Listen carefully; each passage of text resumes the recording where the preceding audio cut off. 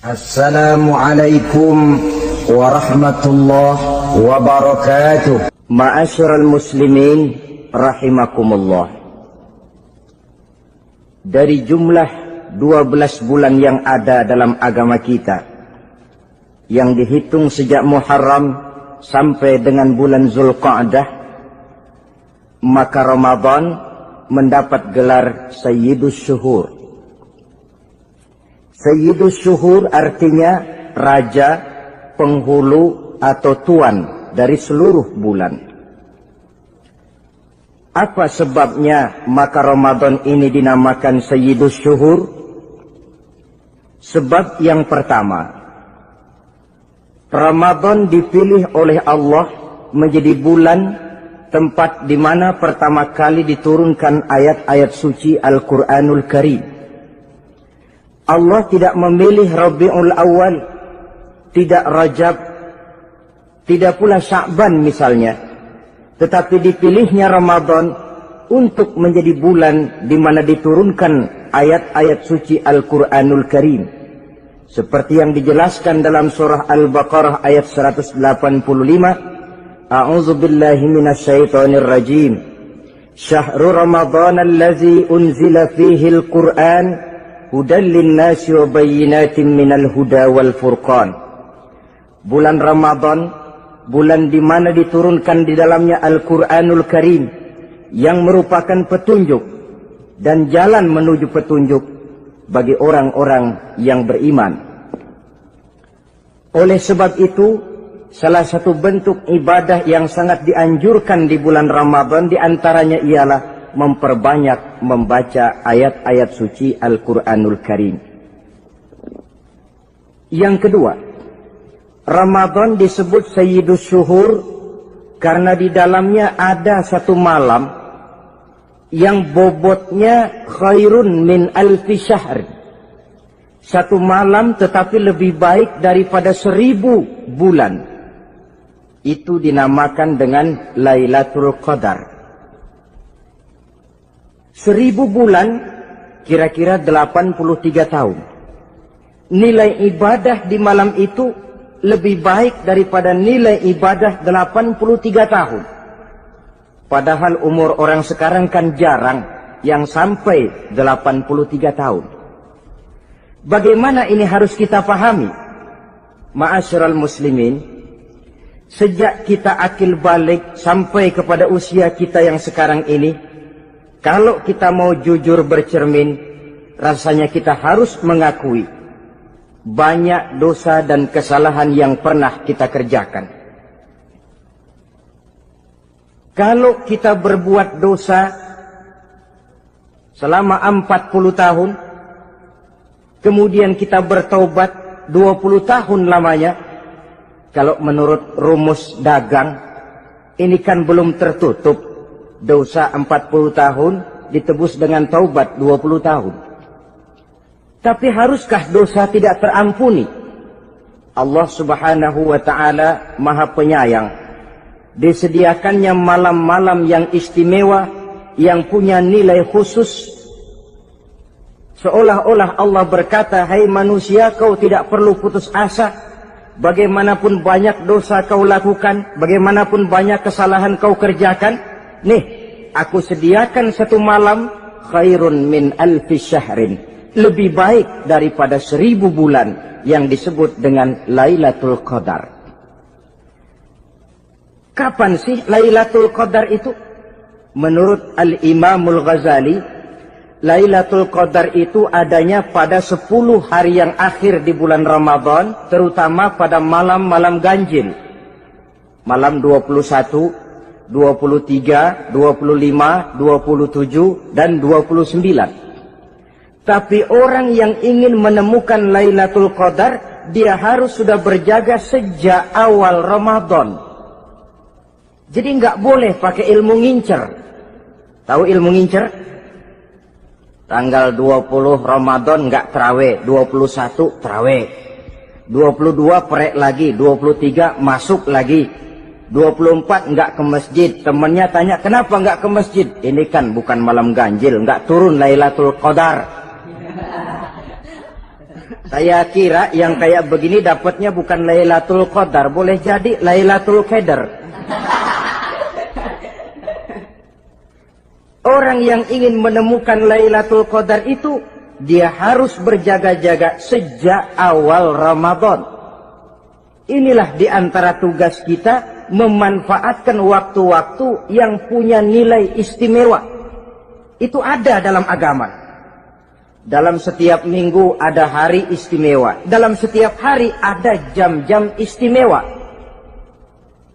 Dalam setiap tahun ada bulan istimewa. Coba, dalam setiap minggu ada hari istimewa, hari Jumat. Dalam setiap hari ada jam-jam istimewa, sepertiga malam yang terakhir. Antara jam 2 sampai menjelang fajar di kala subuh, itu saat-saat istimewa. Di samping saat istimewa, Allah pun menyediakan tempat-tempat yang istimewa. Solat di Masjidil Haram, pahalanya 100.000 kali ketimbang solat di masjid-masjid lain. Begitu di Masjid Nabawi misalnya, ini tempat yang istimewa. Lailatul Qadar, waktu yang istimewa yang diberikan kepada kita untuk kita manfaatkan dengan sebaik-baiknya. Toh dalam kehidupan bernegara saja misalnya, kan pada setiap tanggal 17 Agustus itu presiden memberikan grasi ampunan kepada para entah itu tahanan politik dan sebagainya. Ada yang mendapat potongan tahanan. Waktu-waktu yang istimewa. Inilah sebab kedua kenapa Ramadan dinamakan Sayyidus Syuhur. Sebab yang ketiga, Ramadan disebut Sayyidus Syuhur karena di dalamnya nilai kebajikan berlipat ganda adanya. Satu hadis menjelaskan, "Lau ta'lamu ummati ma fi Ramadan, latamannau an takuna as-sanatu kullaha Ramadan." Andai kata umatku tahu keistimewaan apa yang ada di dalam bulan suci Ramadan, niscaya mereka ingin agar sepanjang tahun isinya Ramadan saja. Apa sebabnya? Li'annal hasanata fihi mujtami'atun. Di dalam bulan Ramadan itu berkumpul segala macam kebajikan. Wa ta'atu maqbulatun. Segala perbuatan taat diterima oleh Allah. Wa da'awati mustajabatun. Segala macam doa dan permohonan dikabulkan oleh Allah. Wa dzunuba maghfuratun. Dan segala macam dosa diampuni oleh Allah Subhanahu wa ta'ala. Berlipat gandanya nilai kebajikan yang kita kerjakan di bulan suci Ramadan. Itu sebabnya seorang muslim dalam menyambut bulan suci Ramadan penuh dengan sikap kegembiraan. Kata baginda Nabi, "Man fariha bidukhuli Ramadan, haramallahu jasadahu 'alan niran." Siapa orang yang gembira dengan datangnya bulan suci Ramadan, Allah haramkan badannya dari api neraka. Gembira menyambut Ramadan artinya bagaimana? Apa Ramadan datang terus bakar petasan? Bukan. Pukul beduk? Bukan. Apa gunanya pukul beduk kalau nggak puasa? Apa gunanya bakar mercon kalau tidak melaksanakan ibadah di bulan suci Ramadan? Gembira menyambut datangnya Ramadan dalam arti mempersiapkan diri untuk melaksanakan ibadah dengan sebaik-baiknya di bulan suci Ramadan ini. Ma'asyiral muslimin rahimakumullah. Yang terakhir, kenapa Ramadan disebut Sayyidus Syuhur? Karena di dalam bulan suci Ramadan ada perintah melaksanakan ibadah puasa. Apa istimewanya ibadah puasa? Pertama, yang dipanggil untuk melaksanakan puasa itu iman. Ini panggilan istimewa. Allah menyatakan, "Ya ayyuhalladzina amanu kutiba alaikumussyam." Hai orang-orang yang beriman, diwajibkan atas kamu berpuasa. Iman yang dipanggil untuk melaksanakan ibadah puasa. Contoh, satu hari di depan rumah kita lewat tukang pepaya, tukang duku, tukang duren. Kita panggil satu tukang pepaya. Bang, pepaya, berhenti dulu sebentar. Kira-kira yang merasa tukang pepaya berhenti nggak? Berhenti. Ini tukang duku sama tukang duren berhenti nggak? Tidak. Tentu tidak berhenti karena tidak dipanggil. Ini Ramadan yang dipanggil orang-orang beriman. Hai orang-orang yang beriman, berhenti dulu sebentar. Berhenti apa? Berhenti makan di waktu siang, berhenti minum di waktu siang. Yang merasa beriman, berhenti. Yang tidak beriman, langsung. Biar Ramadan siang-siang makan jalan terus, ngerokok, ngelepus terus. Kenapa? Tidak beriman, tidak merasa terpanggil oleh ayat tadi. Sekarang tukang pepaya lewat di depan rumah. Kita panggil, bang pepaya berhenti dulu. Dia dengar tapi nggak mau berhenti. Apa kita bilang? Kang pepaya budak. Dipanggil nggak mau berhenti. Ini ada orang ngaku beriman kepada Allah. Ramadan dipanggil disuruh berhenti makan siang, nggak berhenti juga. Mukmin budak. Disuruh berhenti minum di waktu siang, nggak berhenti juga. Mukmin budak. Ini istimewanya puasa. Panggilan difokuskan kepada iman. Hai orang-orang yang beriman. Allah tidak bilang hai orang-orang yang sudah masuk Islam. Tidak. Ya ayyuhallazina aslamu. Tidak. Ya ayyuhallazina amanu yang dipanggil. Hai orang-orang yang beriman. Nilai nurani yang paling dalam itu yang dipanggil melaksanakan ibadah puasa. Lalu orang beriman yang bagaimana yang wajib puasa? Pertama dia sudah balik. Yang kedua berakal sehat. Yang ketiga dia mampu berpuasa. Orang beriman macam ini balik, berakal sehat, mampu melaksanakan puasa. Kalau cukup syarat ini, dia wajib puasa. Kurang syarat, tidak wajib puasa. Jadi kalau di bulan Ramadan ada teman kita tidak puasa, jangan heran barangkali syaratnya kurang. Cukup dalam hati saja, ini orang kurang syarat. Makanya nggak puasa. Pak, itu teman saya kok nggak puasa? Nggak puasa, nggak puasa. Dia bukan orang beriman kali ah. Orang yang tidak beriman itu tidak wajib puasa. Beriman kok pak? Iman, tapi nggak puasa. Nggak puasa. Belum balik kali ah. Belum balik, cuma badan doang gede. Bongsor kali itu. Belum balik. Sudah kok pak, sudah balik. Sudah balik, sudah. Tapi nggak puasa. Enggak. Gila kali dia ah. Gila kali, sebab orang yang tidak berakal itu tidak wajib puasa. Waras pak, dia tidak gila. Tidak gila, tidak. Barangkali dia tidak mampu melaksanakan puasa karena terkena uzur syar'i. Ini keistimewaan puasa yang pertama yang dipanggil melaksanakannya iman. Keistimewaan yang kedua, oleh karena yang dipanggil iman, maka puasa dinamakan ibadah sirriyah.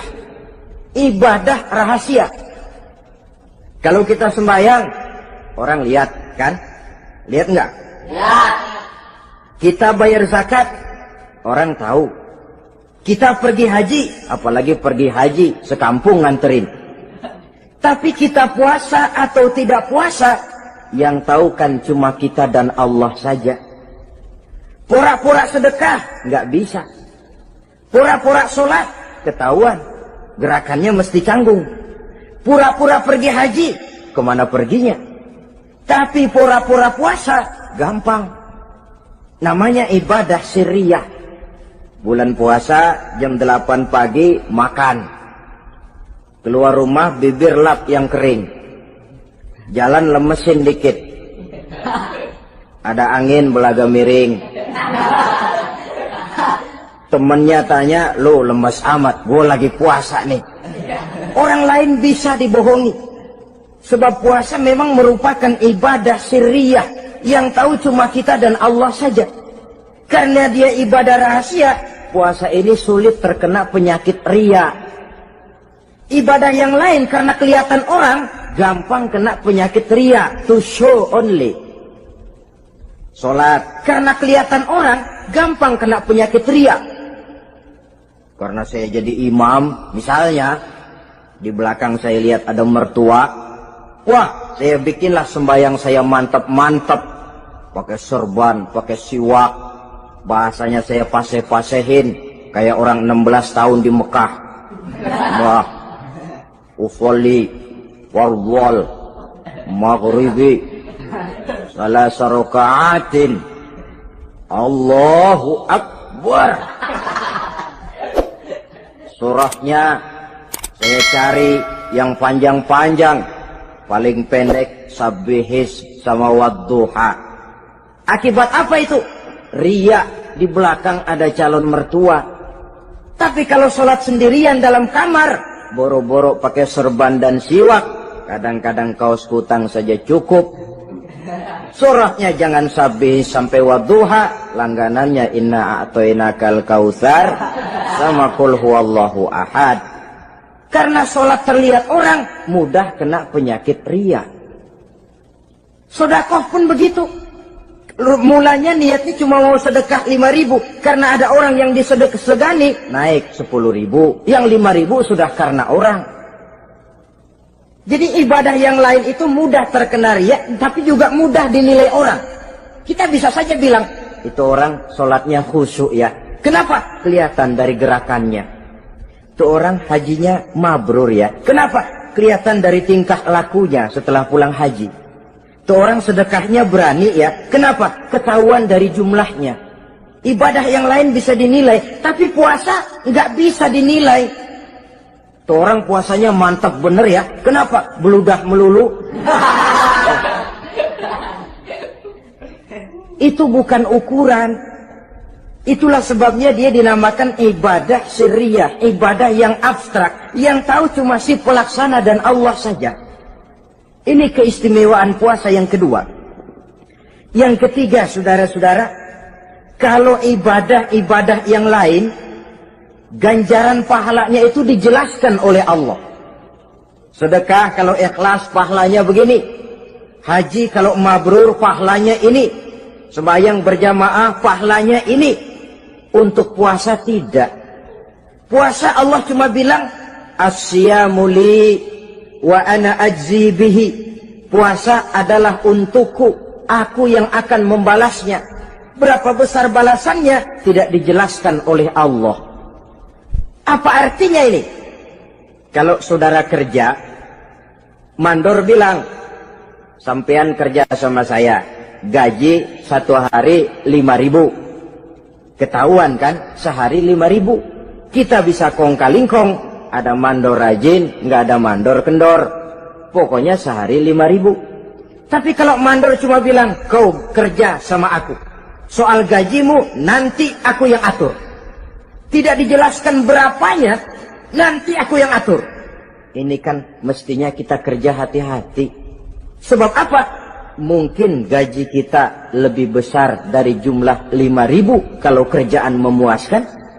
Mungkin tidak digaji sama sekali kalau kerjaan berantakan. Tidak dijelaskannya pahala puasa menjadi sugesti bagi kita untuk melaksanakan ibadah ini dengan sebaik-baiknya. Mungkin gaji sangat besar, mungkin tidak digaji sama sekali. Sebab kata Nabi, kam min shaimin laisa lahu min siyamihi illa al-ju' wal 'atsh. Berapa banyak orang puasa, dia tidak memperoleh apa-apa dari puasanya kecuali lapar dan haus saja. Puasa sah, kewajiban gugur, nilai 0. Tidak dapat apa-apa kecuali lapar dan haus. Jadi inilah keistimewaan daripada ibadah puasa. Saudara hadirin yang saya hormati, kemudian apa sih perlunya kita melaksanakan ibadah puasa ini? Namanya syahwat. Kalau itu kita kendalikan, maka langkah hidup ini akan menjadi lurus karenanya. Benar kalau Nabi menyatakan, "Iza jaa Ramadan, futihat abwabus sama, wa ghulliqat abwabun nar, wa sufsidatis syayatin." Apabila datang bulan suci Ramadan, dibuka pintu langit, dibuka pintu surga, ditutup pintu neraka, dan diikat setan-setan itu. Siapa yang ikat setan? Puasa kita. Dengan puasa kita mengendalikan nafsu. Kalau nafsu kita kendalikan, setan nggak berkutik. Jadi yang mengendalikan nafsu itu nilai puasa. Nafsu terkendali, setan terikat. Kalau puasa, kalau nggak puasa, setannya ngebludak. Jadi jangan digambarkan, wah kalau bulan puasa setan dirantai. Rantainya kayak apa? Yang rantai siapa? Arti setan diikat di sini ialah nafsu dikendalikan. Dengan apa? Mengatur makan dan minum. Puasa kan sebenarnya logikanya mengatur perpindahan waktu makan dan minum saja. Apabila perut besar ini teratur demikian rupa, syahwat tidak menggelegak, dia terkendali. Dengan hidup pandai mengendalikan nafsu, iblis tidak berdaya dan tidak berkutik. Ma'asyiral muslimin rahimakumullah, Nabi bersabda, la yu'minu ahadukum hatta takuna hawahu taba'an lima ji'tu bih. Belum sempurna iman kamu kalau nafsumu belum ikut apa yang aku bawa. Yang dibawa Nabi tidak lain daripada syariat, termasuk di dalamnya pelaksanaan ibadah puasa. Karena itu saya pesan kepada seluruhnya, jangan kalau puasa kayak orang ngancem. Siang bisa mengendalikan nafsu, tapi begitu maghrib berbunyi, nafsu sudah tidak terkendalikan lagi. Itu namanya puasa orang ngancem. Kayaknya, biarin siang gua tahan, ntar lo maghrib. Begitu maghrib berbunyi, sudah macam bendungan pecah. Semua isi meja pindah ke perut. Akhirnya, kalau siang dia setengah mati kelaparan, habis buka setengah mati kekenyangan. Dua-duanya jelek. Kalau sudah kekenyangan, yang enak kan ngukur balik. Tidur. Maghrib liwat, isya out, tarawih boten. Temennya nyamper ke masjid yuk tarawih duluan deh, gua kenyang bener nih. Kenyang. Berbuka itu yang bagus pakai etik ya. Etika buka itu, maghrib berbunyi, cukup seteguk air, 3 butir korma atau sepotong kue. Sholat maghrib. Selesai sholat maghrib, masuk ronde kedua. Waktunya agak panjang, makan ala qadarnya. Selesai makan, berangkat ke masjid, isya, tarawih. Pulang tarawih, masuk ronde ketiga. Waktunya panjang, mau habis-habisan juga nggak apa-apa. Tapi kalau begitu maghrib berbunyi langsung dipukul 1 ronde, kita yang rubuh. Kekenyangan. Waktu siang dia sanggup mengendalikan nafsu, tapi begitu maghrib berbunyi, nafsu sudah tidak terkendali lagi. Asar pengaruh puasa tidak akan membekas dalam jiwanya. Siang jelas puasa, nggak boleh ngerokok. Begitu maghrib sampai imsak kayak lokomotif, kelebul nggak berhenti-berhenti. Tidak lagi sanggup mengendalikan diri, mumpung boleh katanya. Sampai pernah kejadian ada orang bangun sahur kesiangan, bingung dia waktunya tinggal dikit. Mau sahur dulu nggak keburu ngerokok, mau ngerokok dulu takut nggak keburu sahur, akhirnya bareng. Sebelah nyuap nasi, sebelah ngerokok. Itu macam mana rasanya kalau sudah kayak begitu? Padahal pengaruh daripada melaksanakan puasa akan terlihat dari sejauh mana seseorang dalam hidup mampu mengendalikan nafsu. Bukan pada waktu memang dilarang, tapi pada waktu diizinkan. Di situ yang paling kelihatan. Kalau waktu siang saudara mampu mengendalikan nafsu, itu jelas saja memang seharusnya wong puasa. Malam dalam keadaan makan boleh, minum boleh, masih mampu mengendalikan nafsu. Dalam arti makan dan minum pada batas yang wajar saja. Itulah yang dikehendaki dari melaksanakan ibadah puasa. Sehingga ibadah itu membekas dan ikut membentuk kepribadian orang. Sekali lagi, jangan cuma waktu siang saja bisa mengendalikan nafsu. Di waktu malam pun dalam kondisi yang memang dihalalkan, kita juga hendaknya mampu mengendalikan nafsu. Jadi inilah perlunya puasa yang pertama, supaya kita bisa mengendalikan nafsu. Yang kedua, puasa itu melatih kita hidup sederhana. Orang sufi mengajarkan, orang yang paling kaya ini sebenarnya orang yang hidupnya paling cukup. Sedangkan orang miskin adalah orang yang kebutuhannya kelewat banyak. Maka yang paling kaya, bahkan yang maha kaya, itu sebenarnya cuma Allah. Sebab apa? Dia nggak perlu apa-apa. Makin banyak keperluan kita, makin miskin kita. Coba orang puasa lihat. Kalau sudah jam 2, jam 3, itulah barangkali memang termasuk godaannya dalam melaksanakan ibadah puasa. Kalau jam 1 siang, jam 2 siang, jangankan makanan enak, nangka busuk kita lihat legit. Barangkali cobaan di dalam melaksanakan ibadah puasa. Tapi kalau sudah maghrib berbunyi, berbuka kita kena seteguk air, sepotong roti, 3 butir korma, kenyang rasanya. Kemana keinginan yang tadi begitu menggebu-gebu? Oh, bisikan nafsu rupanya itu. Makin dalam kita merenung, makin sampai kita kepada bentuk kesederhanaan di dalam hidup ini. Puasa membentuk pribadi seorang muslim untuk jauh daripada sifat tamak bin rakus alias rakah. Tamak itu berasal dari kalimat toma dalam bahasa Arab yang sifatnya sudah terukir dari hurufnya. Huruf to, tengahnya bolong. Huruf mim, tengahnya bolong. Huruf ain, mulutnya mangap, perutnya gede. Jadi orang tamak macam itulah. Apapun yang diberikan Allah tidak pernah ada cukupnya dan tidak pernah ada syukurnya. Sehingga Nabi menjelaskan, lau anna libni Adam wadiyani min zahabin labtagha lahuma thalisan wala yamla'u jawfa ibna Adam illa turab. Andai kata manusia mempunyai 2 buah ladang yang seluruhnya emas, tidak usah kepalang tanggung, ladang emas, 2 ladang semuanya ladang emas, dia tidak akan puas, dia akan mencari lagi ladang yang ketiga. Wala yamla'u jawfa ibna Adam illa turab. Mulut manusia ini memang tidak akan pernah penuh kecuali kalau sudah diisi dengan tanah.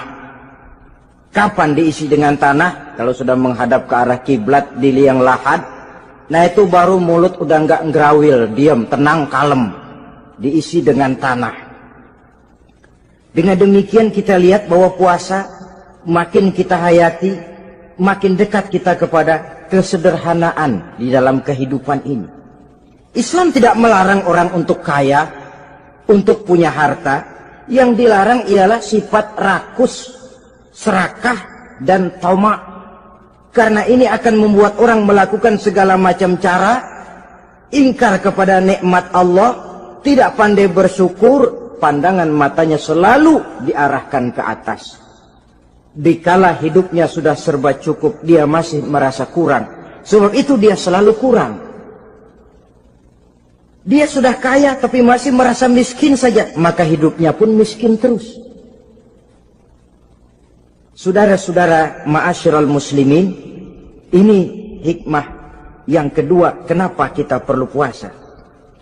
Yang ketiga, puasa itu melatih kita cinta kepada fakir miskin, orang-orang yang tidak mampu, yang memerlukan pertolongan.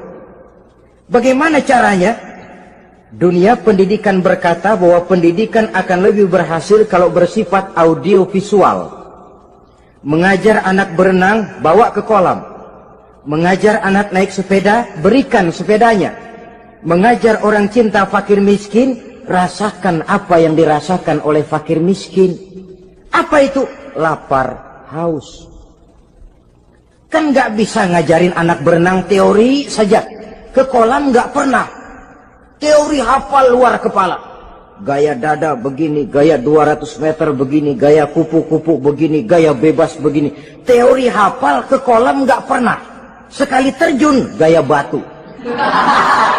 Sudah nggak timbul-timbul lagi.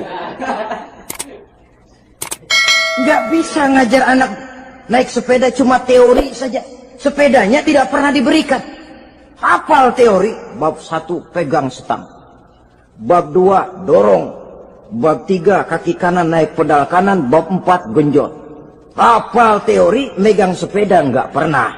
Begitu dikasih sepeda dia naik, habis tukang bakso. Pun mendidik orang cinta kepada fakir miskin tidak bisa cuma lewat seminar, kongres, penataran, indoktrinasi. Diadakan simposium, seminar, diskusi supaya orang cinta kepada fakir miskin, tapi yang bicara orang kenyang semua. Bagaimana hati ini mau peka? Islam itu nggak usah banyak teori lah. Rasakan saja lapar haus, enak nggak? Kalau kau tahu lapar dan haus tidak enak, kau lapar haus cuma sebentar.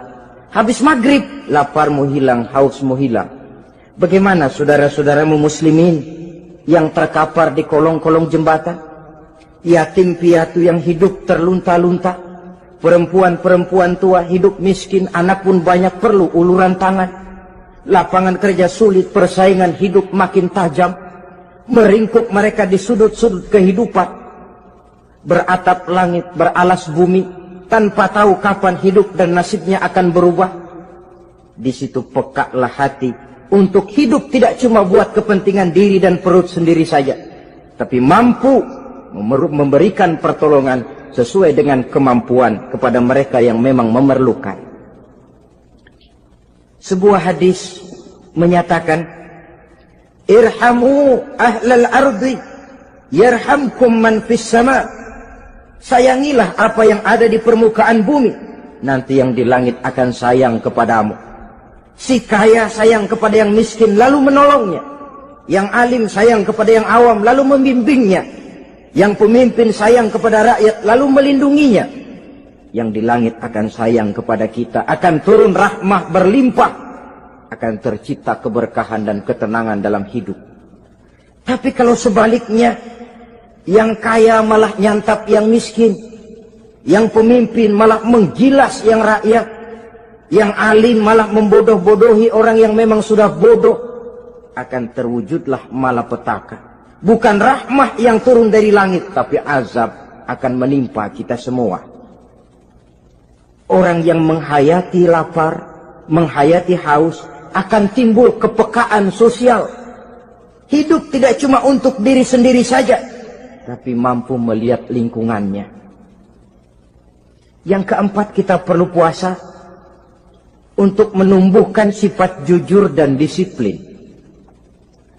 Coba lihat, kalau tengah hari bulan puasa, andai kata saudara masuk ke dalam kamar seorang diri, saudara kunci dari luar, lalu saudara makan, tidak seorang pun tahu. Tapi kenapa itu tidak kita lakukan? Ada semacam perasaan malu. Malu kepada Allah. Iya, orang lain tidak tahu. Iya, manusia bisa saya bohongi, tapi Allah. Atau umpamanya waktu sholat zuhur, saudara sholat zuhur di masjid, umpama ketika ngambil air wudhu, giliran ke kemur, saudara korupsi dikit aja, telan. Jangan Nabi sumu tasihhu, berpuasalah kamu, badanmu akan sehat. Sebab apa? Saya katakan tadi, semua energi dihasilkan dari perut besar sini. Itu makanan yang kita makan, mulai dari keju sampai singkong, mulai dari hamburger sampai combro, masuk perut besar, digiling, lalu ditransfer ke seluruh tubuh oleh perut besar ini. Mekanisme kerjanya persis pabrik besar yang kalau kita hayati, Allahu Akbar, fatabarakallah ahsanul khaliqin. Ini tangan supaya kuat kerja perlu vitamin apa? Kirim ke tangan. Mata supaya awas perlu vitamin apa? Kirim ke mata. Bibir supaya nggak pecah perlu vitamin apa? Kirim ke bibir. Oleh perut besar ditransfer ke seluruh tubuh. Sisanya yang nggak perlu keluar jalan belakang.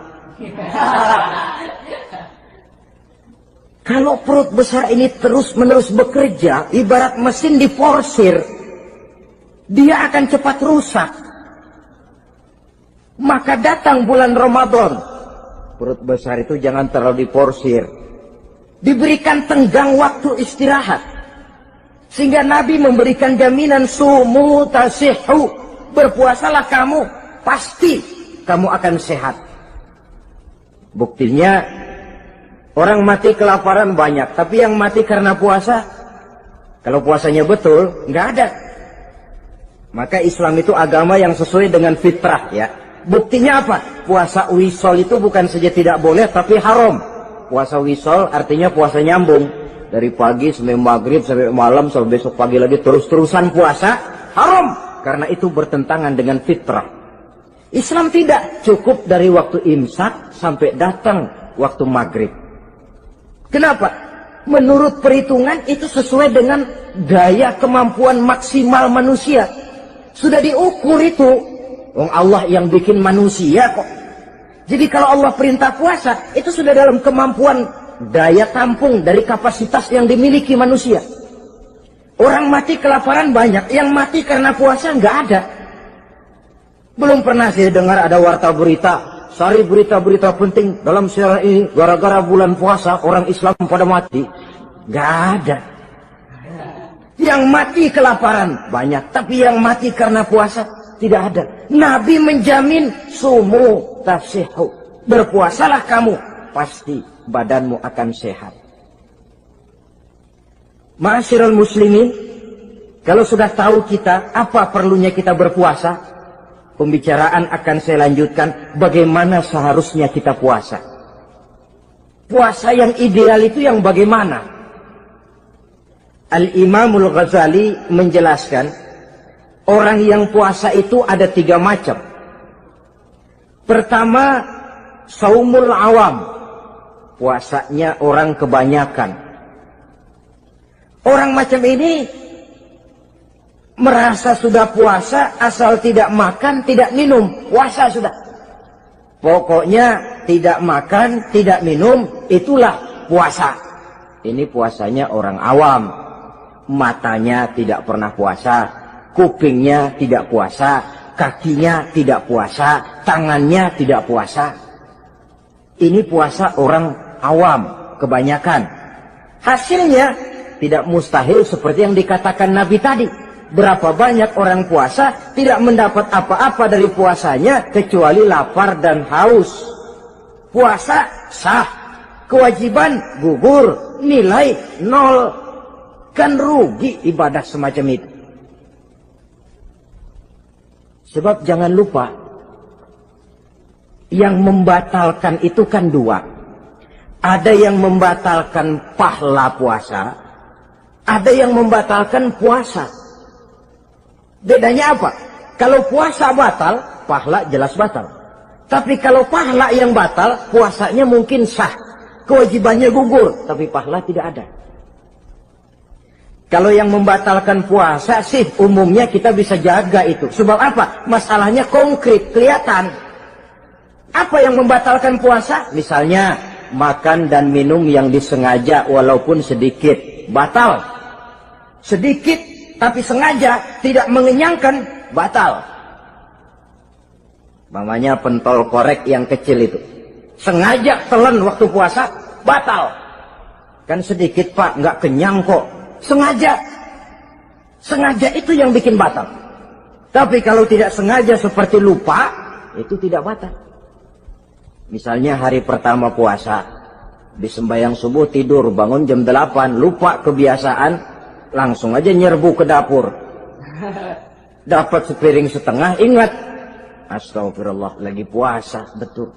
Setelah ingat bagaimana? Yang masih ada di mulut keluarkan, berkemur, lanjutkan puasanya, sah. Perkara sepiring setengah yang udah kadang masuk bagaimana pak? Itu rezeki. Lawang orang lupa. Lupa itu kan jenis yang ma'fu anhu, jenis yang dimaafkan. Makan dan minum yang disengaja walaupun sedikit, batal. Batal puasanya. Apalagi muntah yang disengaja, batal puasa. Ukuran sengaja kan kita tahu. Apalagi hilang akal seperti gila atau pingsan, batal puasa. Apalagi hubungan suami istri di waktu siang secara sengaja batal. Kalau sengaja, kalau nggak sengaja, enggak. Namanya nggak sengaja. Umpamanya, saya nggak sengaja Pak, tahu-tahu udah nyampe situ, gimana? Yang nggak batal, cuma begitu ingat, buru-buru selesai mandi, lanjutkan puasanya, sah. Jangan begitu ingat sih, ingat Pak puasa, cuman tanggung. Nah, ini tanggung ini yang bikin jadi batal. Dan jangan lupa, orang yang membatalkan puasa karena hubungan suami istri, dendanya paling berat. Seorang sahabat pernah lapor, halaktu ya Rasulullah. Ya Rasul, celaka saya. Ma'ahlaka, apa yang bikin kamu celaka? Saya lagi puasa Ramadan ya Rasulullah, saya nggak tahan. Lalu, saya nyelonong sama istri saya. Pengantin baru ini rupanya. Nyelonong bagaimana? Ya nyelonong.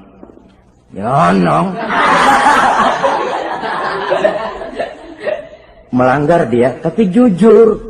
Lapor. Kata Rasul, ya sudah, bayar dendanya. Dendanya apa ya Rasulullah? Bebaskan budak. Aduh, saya nggak punya budak ya Rasulullah. Tidak punya? Tidak punya. Puasa 2 bulan berturut-turut. Tidak boleh diselang-seling. Syahraini mutatabi'aini. 2 bulan berturut-turut. Tidak boleh diselang-seling. Gimana? Sanggup puasa 2 bulan berturut-turut? Enggak kuat ya Rasulullah. Enggak kuat? Enggak kuat. Ramadan yang sebulan aja saya nyelonong. Apalagi 2 bulan. Kalau kau tidak kuat juga, beri makan 60 fakir miskin. 1 orang 1 mod. Ya Rasulullah. Apalagi? Jangan memberi makan 60 fakir miskin. Orang istri saya di rumah sehari masak, 3 hari libur. Saya orang susah ya Rasulullah. Saya pikir lagian ya orang kebangetan juga. Sudah melarat sama larangan berani. Rasul masuk ke dalam kamar, keluar kembali bawa sekeranjang kecil kurma. Kalau kau tidak punya apa-apa, bawa pulang ini. Sedekahkan kepada orang-orang miskin di kampungmu sebagai pembayar dendamu. Ya Rasulullah. Apalagi? Di kampung saya itu yang paling miskin saya. Waduh, rusak bener ini orang. Apa marah Rasul? Beliau malah senyum. Ya sudah, kalau memang yang paling miskin kamu, bawa pulang saja itu kurma, beri makan anak istrimu di rumah. Orang ini udah melanggar larangan, dapat kurma lagi. Yang kedua, watak hukum Islam itu elastis, fleksibel, tidak kaku. Tidak kalau sudah begitu ya mesti begitu, itu tidak. Yang sering kaku kan kitanya umat Islam di dalam memahami Islam. Saudara hadirin yang saya hormati, yang tidak boleh itu pun di waktu siang. Kalau malam sejak maghrib sampai sebelum imsak, pada awal perintah puasa tidak boleh. Tapi ternyata banyak juga yang nyerempet-nyerempet. Sampai Allah turunkan, uhilla lakum lailatas siyami arrafasu ila nisaikum. Dihalalkan bagi kamu pada malam puasa bergaul dengan istrimu. Jadi barangkali di antara pendengar ini ada yang pengantin baru, tolong sabarlah di waktu siang. Tunggu maghrib berbunyi. Kalau sudah maghrib habis buka, mau buka lagi juga nggak apa-apa. Terserah saja. Ini yang membatalkan puasa. Yang kita sulit mengontrol, yang membatalkan pahalanya. Apa misalnya? Ngomong-ngomongin orang. Puasa, ngomongin orang jalan terus. Itu ya tetangga kita. Kenapa emang? Oh, anu. Kita sih bukan ngomongin orang ini. Bukan ngomongin orang katanya. Ngomongin tuyul. Anu. Bohong. Orang puasa bohong, apa puasanya batal? Tidak. Puasanya sah. Yang batal mungkin pahalanya.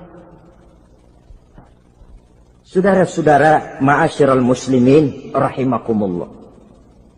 Mata, terutama di kota-kota besar, menjaga mata ini Kadang-kadang kita nggak pengen lihat tapi kelihatan. Sebab itu memang yang tidak boleh ngeliatin. Kalau kelihatan lain. Kelihatan itu kan rezeki. Orang kita nggak mau tapi kelihatan. Yang kelihatan itu sebentar. Kata Imam Ali, nazaratul ula laka wa tsaniyatu alaika. Pandangan pertama untukmu, yang kedua atasmu. Jadi begitu kelihatan, ya sudah. Jangan kelihatan tapi manteng aja nggak mau. Jadi mantengnya ini yang jadi urusan. Saudara hadirin yang saya hormati, dengan kata lain, berusahalah kita untuk puasa zahir batin. Itu yang pertama tadi. Puasa tingkatnya orang saumul awam disebut. Tingkat yang kedua, saumul khawas. Puasanya orang khusus. Bagaimana ini? Di samping tidak makan dan tidak minum, panca inderanya sudah ikut puasa. Matanya puasa, kupingnya puasa. Asal ada diajak ngomong-ngomongin orang, maaf ya, kuping saya lagi puasa. Kakinya puasa, diajak jalan ke tempat yang tidak baik, dia bilang, maaf saja, kaki saya lagi puasa. Diajak nyolong, maaf, tangan saya lagi puasa. Tidak cuma sekedar tidak makan dan tidak minum, panca inderanya sudah ikut puasa. Sekurang-kurangnya, seperti inilah puasa kita. Zahir batin. Nah, yang tertinggi disebut saumu khawasil khawas. Puasa orang khusus yang lebih khusus lagi. Ini sudah the first class ini. Puasanya orang VIP. Bagaimana puasanya orang ini? Di samping tidak makan dan tidak minum, puasa panca inderanya, hatinya juga sudah ikut puasa dari seluruh keinginan yang selain Allah. Wah, ini kelas tinggi. Orang yang puasa macam ini, andai kata jam 3 sore dia berpikir, ntar sore buka pakai apa ya? Dia menganggap batal pahalanya. Kenapa? Masih mikirin makanan. Kalau kita kan bukan cuma mikirin, ngancem. Waduh, jam 5 di meja udah berderek es kopior, kelapa muda, cendol. Apa yang mau diminum lebih dulu? Tingkat yang tertinggi ini, hatinya juga puasa dari semua keinginan yang selain Allah. Idealnya, sekurang-kurangnya kita puasa zahir batin. Zahirnya menahan diri dari yang membatalkan puasa, batinnya mencegah diri dari yang membatalkan pahala puasa kita itu. Ma'asyiral muslimin rahimakumullah. Terakhir, Rasulullah sallallahu alaihi wasallam membagi bulan Ramadan itu menjadi 3 bagian. Sepertiga yang pertama, tanggal 1 sampai 10 Ramadan, masa turunnya rahmah. Turunnya kasih sayang Allah. Kalau istilah sepak bola, tanggal 1 sampai 10 Ramadan ini disebut babak semifinal. Babak penyisihan. Sepak bola itu kalau baru tingkat babak penyisihan, pesertanya banyak. Seluruh kesebelasan turun bertanding. Babak penyisihan. Ramadan tanggal 1 sampai 10, babak penyisihan, putaran pertama. Pasaran puasa rame. Masjid musola full house. Meledak, tidak sanggup menampung jamaah yang tarawih itu. Yang tadarus meriah. Kenapa? Maklum babak penyisihan, seluruh kesebelasan turun bertanding. Tanggal 1 sampai tanggal 10 Ramadan. Bila itu selesai, selesailah putaran pertama. Masuk putaran kedua, sepertiga yang kedua, tanggal 10 sampai 20 Ramadan, masa maghfirah. Masa turunnya ampunan dari Allah. Masuk babak semifinal.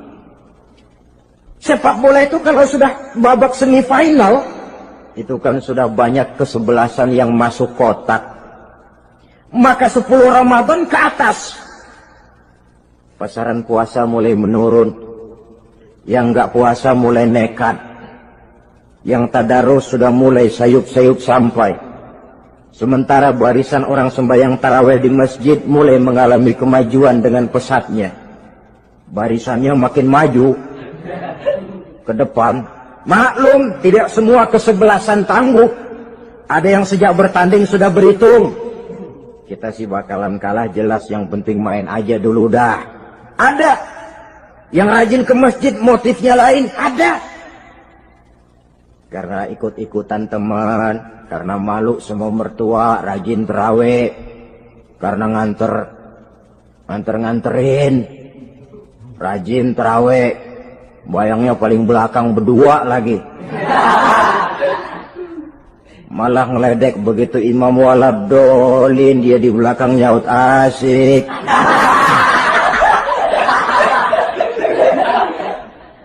Yang kayak begini ini sudah nggak bakal tahan lama, akan gugur di babak semifinal. Puncaknya putaran terakhir tanggal 20 sampai akhir Ramadan, masa itkun minan nar, masa pembebasan dari api neraka, masuk babak final.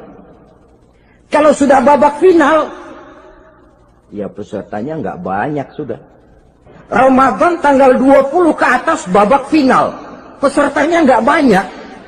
Sebab apa? 20 Ramadan ke atas pikiran orang sudah bercabang itu. Yang punya kampung sudah siap-siap mau pulang mudik, lebaran di buah kampung, puasa ke enggak, yang penting pokoknya lebaran. Yang pegawai negeri